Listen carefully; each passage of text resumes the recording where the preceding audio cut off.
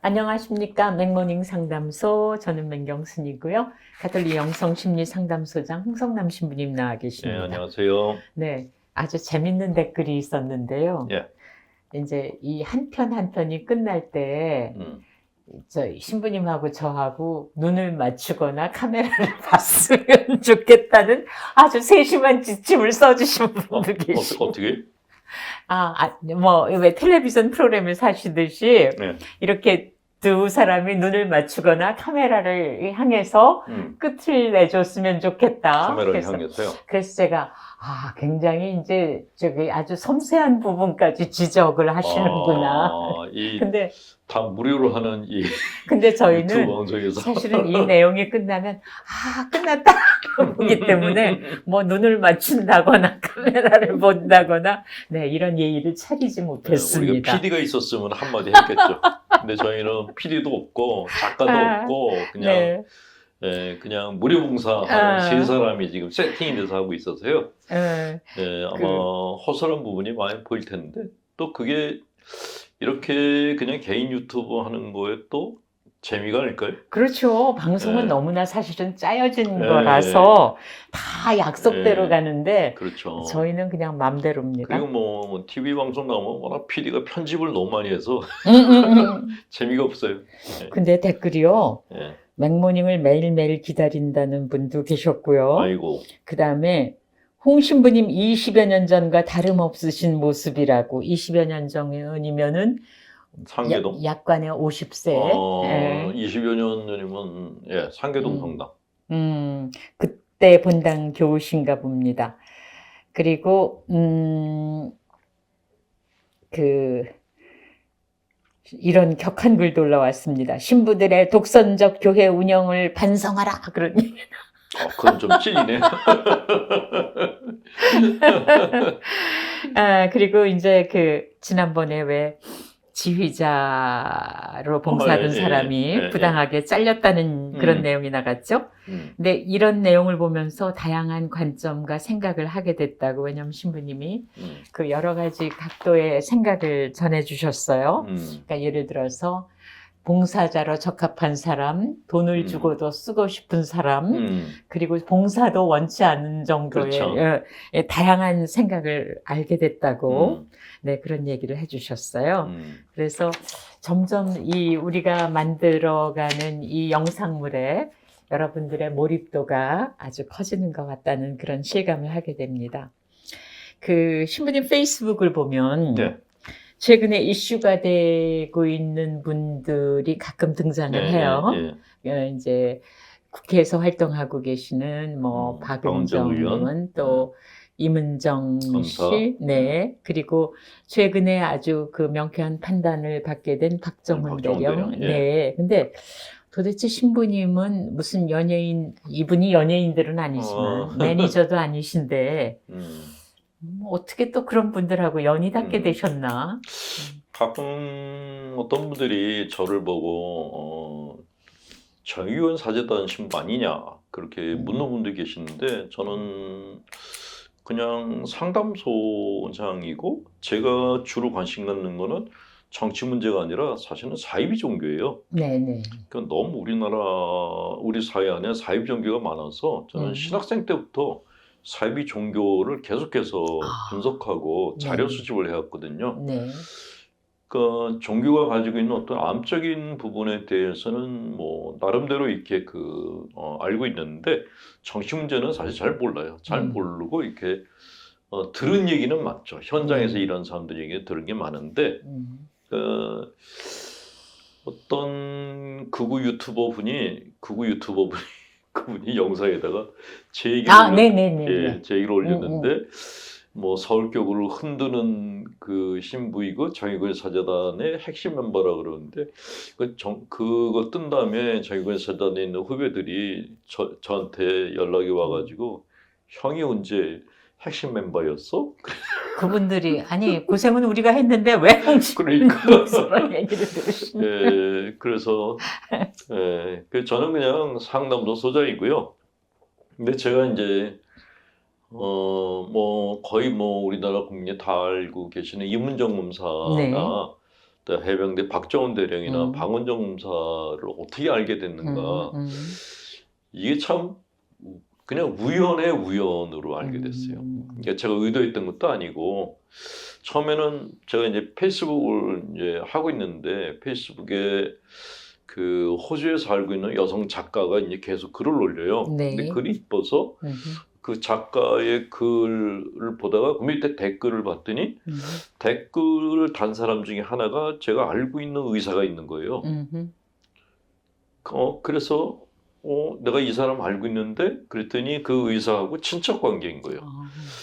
그래서 이제 그 호주에 있는 그 여성 작가가 우리나라에 왔을 때 만났고 네. 만나서 이 대화를 갖다 하는데 이 작가가 자기가 식사 약속이 있다고 절친하고 식사 약속이 있다 그러면서 이렇게 잘 떴어요.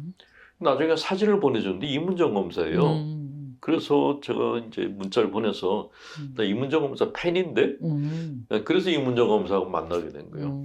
그래서 제가 이문정 검사를 만나서 이제 얼굴을 처음 봤고 그리고 제가 가끔 강화도 있는 수도원에 피정을 들어가는데 이문정 검사가 남편하고 둘이서 거기로 왔어요. 그 미사도 같이 하고. 네. 신부님을 찾아오신 거예요? 수도원을 찾아오신 거예요? 제가 오라 그랬죠. 네. 오라 그랬고 와서 이제 거기서 이제 뭐 하룻밤을 자고 갔는데 가톨릭에 대한 거부감이 없더라고요. 네. 그 미사도 같이 참석하고 그래서 이제 수도원장도 소개해주고 그리고 그때 이제 저희교회 사제단 신부들도 그때 이제 인사를 시켜줬어요. 전화로. 저는 어떻게 보면은 그 플랫폼 역할을 한 거예요. 네네. 중간에 브릿지를 놔줬지 제가 주도적으로 뭘 한 건 아닌데 그래서 이제 이문정 검사하고 함성웅 신부님하고 통화할 수 있게 제가 중간 다리 역할을 했는데 이문정 검사가 나중에 그러더라고요.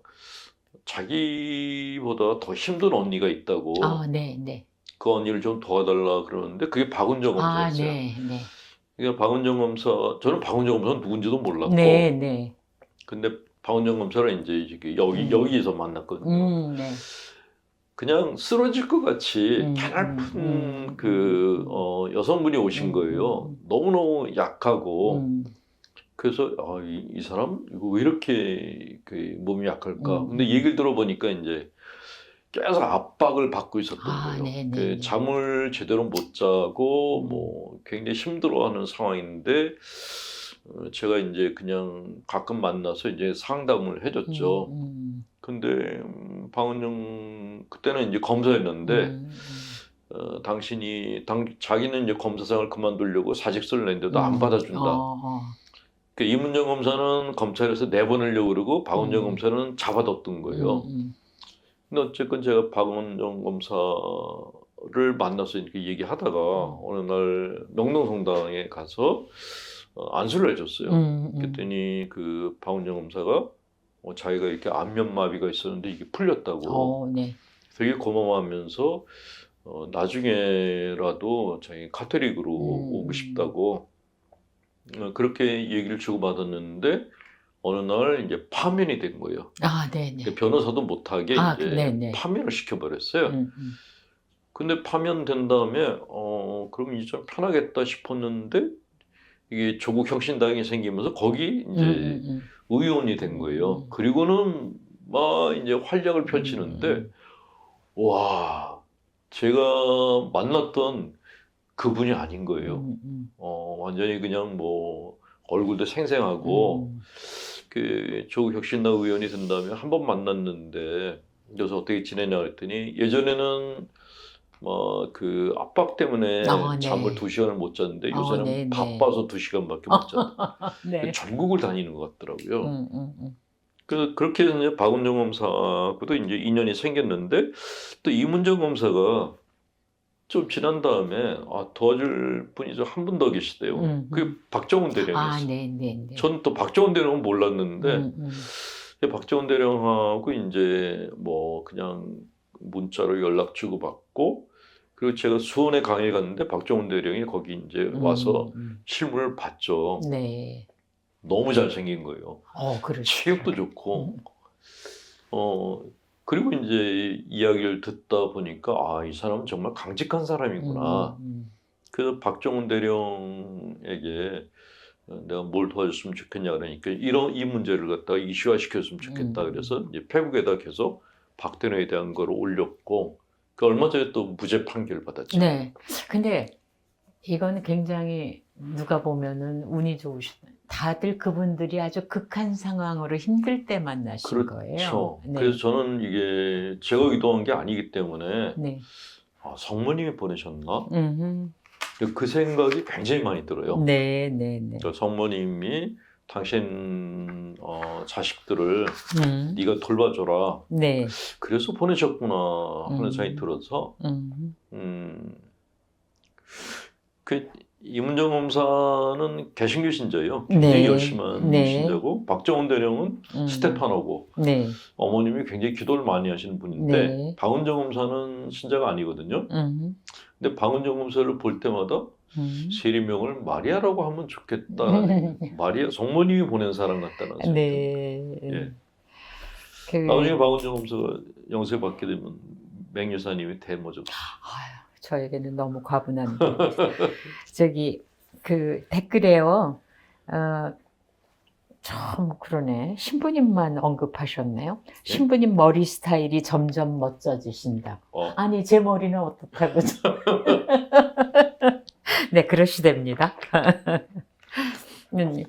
그 두 분 케미가 아주 좋아서 보는 사람들이 편안하다고 그랬는데, 네, 제가 별로 저기 신부님 앞에서 너무 어려워하거나 이러질 않아서 어떤 분들은 또 약간 좀 놀라셔서 제가 좀 더 조심하겠습니다.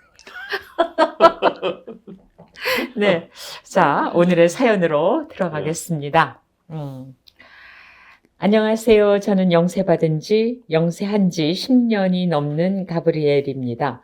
5년 전 저는 대학교에서 방학 기간 중에 노인 요양원 실습 봉사를 했습니다. 교회에서, 그러니까 개신교 교회에서 운영하는 시설이긴 하지만 목사님이 요양원에 일주일에 한 번 파견하러 가십니다. 이게 무슨 말씀인지 제가 정확하게는 모르겠어요. 근데 목사님한테 말씀하신 것 같아요. 저 악에 빠졌는데 어떻게 치유해 주실 수 있나요? 했는데 그러자 목사님이 제 머리에 안수 기도를 하셨습니다. 근데 이 이야기를 성당에 가서 말을 못했습니다. 그리고 또 부모님께도 차마 말을 꺼낼 수가 없었습니다. 신부님 이를 어찌해야 할까요? 이 사연을 읽으면서 이 형제님이 굉장히 예민한 사람이구나 하는 생각이 들었어요. 일단은 첫 번째로 제가 이제 문제가 되는구나 싶었던 내용이 뭐냐면 악에 빠졌다. 그 얘기 쉽게 평상적으로 하는 말이 아닌데. 악이라는 말은 이게 잘 쓰지 않는 네네네. 말이거든요. 네. 그러니까 악에 빠졌다라는 거는 이제 뭐 다른 말로 하면 마귀가 들렸다는 거. 그렇게 얘기를 해요. 아니면 내가 악행을 저지르는 습관적인 삶을 살고 있다? 그럴 때 악에 빠졌다 그러거든요. 네. 근데 성당에 다니고 기도를 청할 정도의 사람이 악에 빠졌다? 보통 이제 악에 빠졌다고 표현할 때는 반사회적 성격 장애자들을 두고 그런 얘기를 하거든요. 네. 반사회적 성격 장애자들은 양심에 가책이 없어요.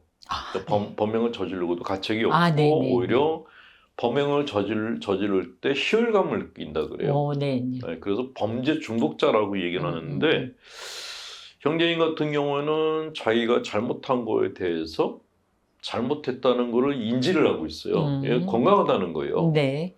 그런데 내가 잘못하고 있는 거에 대해서 지나치게 민감하구나. 그냥 내가 뭐 죄를 지었어요. 아니면 내가 잘못했어요. 이 정도로 끝나야 되는데 악이라고 표현한 거는 자기가 자기 자신을 굉장히 심하게 몰아붙이는 어휘를 구사를 한 거예요. 네네. 그러면 생기는 게 종교적 우울증이 생기거든요. 나는 악인이야. 죄를 지었어. 그렇죠. 그러니까 우리가 우리를 표현할 때 저는 신자입니다. 이거 하고 저는 죄인입니다 하고 저는 악인입니다라는 게 다르잖아요. 그럼요. 네. 그러니까 최악의 표현을 자기한테 쓴 거예요. 악인이라고. 그래서 이거는 좀 문제가 되겠다라는 생각이 들고, 그리고 두 번째로 궁금한 게 형제님에게는 악에 빠졌다는 게 뭔지를 모르겠는 거예요. 그렇죠. 구체적으로 얘기 안 구체적으로 하셨으니까. 뭘 어떤 행위를 했길래 이런 얘기를 할까? 혹시 이런 분들이 그 경건 컴플렉스에 걸린 분들이 있어요. 나는 경건하게 살고자 하는데 아, 네네. 내적으로 좀 이렇게 불순하고 불량한 것들이 올라와. 그러면 나는 악에 빠졌다라고 얘기를 해요. 근데 인간의 무의식은 지저분해요. 진흙탕 비슷하거든요. 그러니까 우리가 아무리 깨끗한 의식을 가지려고 해도 인간의 무의식을 정화시킬 수는 없어요. 그는 바다에서 쓰레기를 치우고 있다는 거하고 똑같은 생각이에요. 네. 그러니까 우리는 죽을 때까지 그 진흙탕 같은 무의식을 안고 사는 존재들이에요. 근데 가끔 종교적으로 너무 이렇게 그 종교에 집착하는 분들이 자기 마음을 갖다 깨끗이 씻어내겠다라는 강박적인 신념을 가진 분들이 있어요. 그러면 생기는 게 정신분열증이에요. 종교적 정신분열증. 그러니까 건강한 사람들은 그냥 내가 갖고 있는 그 상태를 그대로 이렇게 하나님께 보여드리고 나를 받아주십사 하거든요. 근데 우리가 왜 성인전 보면은 특히 이제 그 아주 중세기 때 성인전 보면 그런 게 많이 나오잖아요. 기도를 할 때 그냥 저는 죄인입니다라는 것이 제가 하자가 많은 존재입니다라는 그런 고백이거든요. 네. 그러니까 나는 당신 앞에서 아무런 하자가 없는 사람입니다. 이거는 바리사이들이 가졌던 생각이에요. 네. 오만하다는 거죠. 그게 오히려. 그러니까 이런 표현이 맞을지 모르겠지만은 걸레는 아무리 깨끗이 빨아도 행주로 쓸 수 없어요. 그러니까 인간의 무의식은 걸레하고 비슷해요. 네. 예.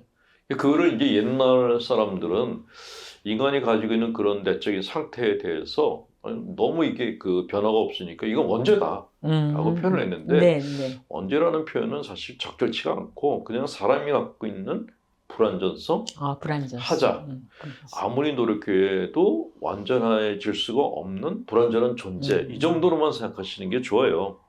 그거를 근데 이게 원죄도 아니고 악인이다라고 얘기를 하게 되면은 그 자아가 어디로 갈지를 몰라요.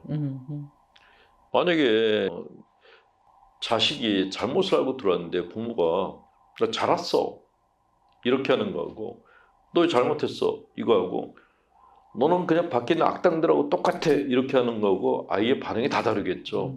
그러니까 인간은 내가 다른 사람들한테 어떤 표현을 하는 것과 마찬가지로 자기가 자기한테 쓰는 용어에 굉장히 예민한 존재들이에요. 네.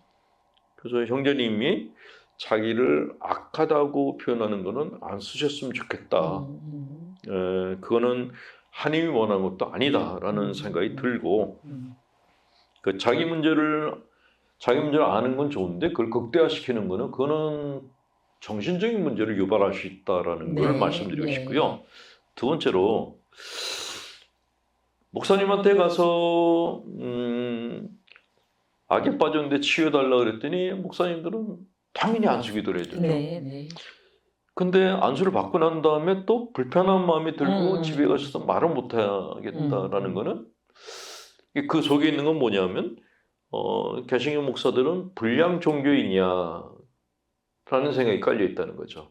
그리고 또 내가 천주교인인데 그렇게 된 것에 대한 죄의식 같은 것도. 그러니까 천주교인이라도 뭐 개신교에도 목사님들 괜찮은 분들 있으면 괜찮아 그러면 되는데 그게 아니라 그 나한테 안수해준 목사는 불량 종교인이라는 그런 편견이 깔려 있는 거예요.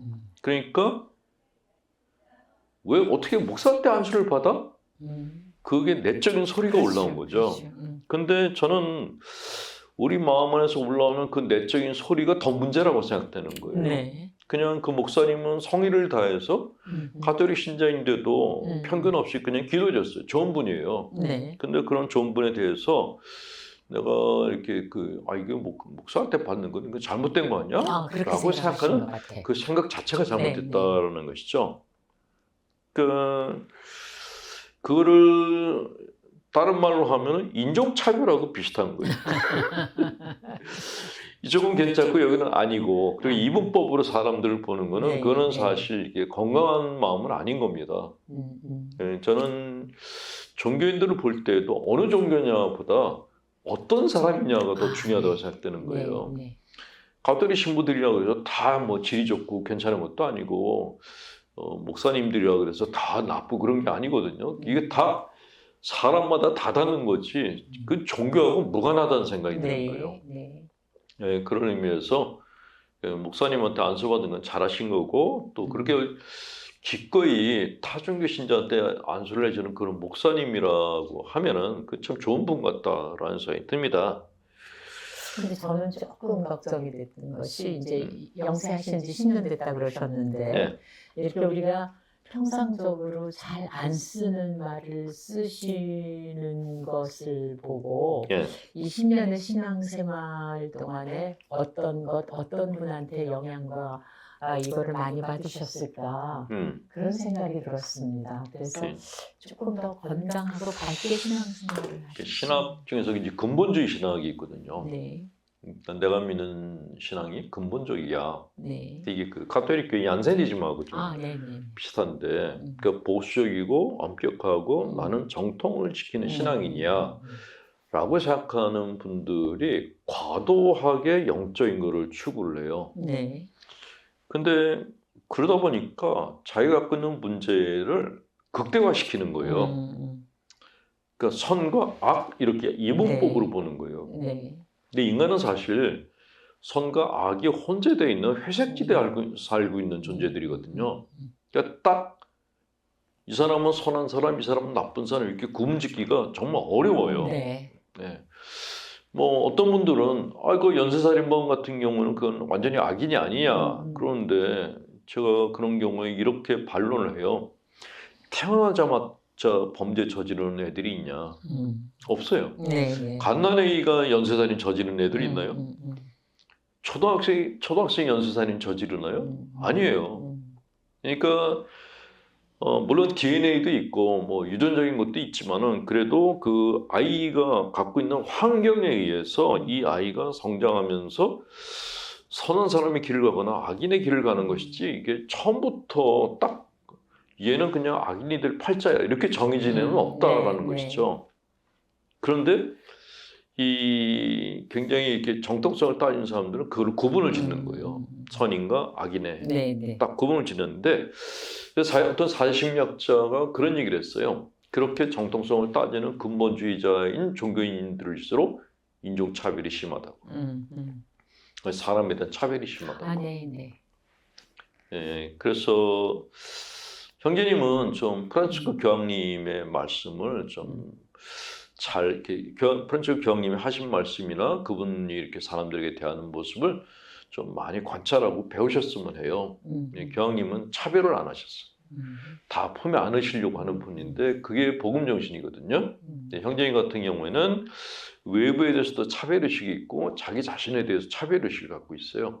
이게 심해지면은 종교적인 정신 분열증에 걸릴 수가 있어요. 굉장히 조심하셔야 돼요. 네. 지금까지 가톨릭 영성심리 상담소장이신 홍성남 신부님 말씀을 들었습니다. 고맙습니다. 수고하셨습니다. 카메라를 보고 노를 맞추라고. 네. 맞추겠습니다.